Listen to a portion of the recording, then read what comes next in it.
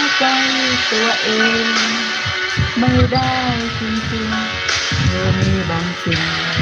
ที่ทำให้ฉันหวั่นไหวควบคุมหัวใจตัวเองไม่ได้ไม่รู้ทำไมมันสั่นเหมือนคนเป็นไข้เมื่อไรที่จ้องตาต้นปอแล้วเจ้ารู้หรือเปล่าว่าฉันไม่เคยบอกใครบางทีน้ำตาไหลแค่คิดถึงเธอรู้ว่าเขาไม่ชอบแต่กลับมอบหัวใจทั้งเธอ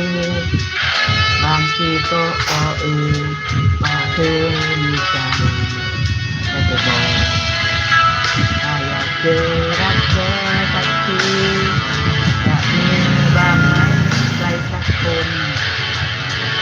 ได้โปรดห่างใจไม่ให้มันสับสนรักใครสักคนที่เขาจริงใจ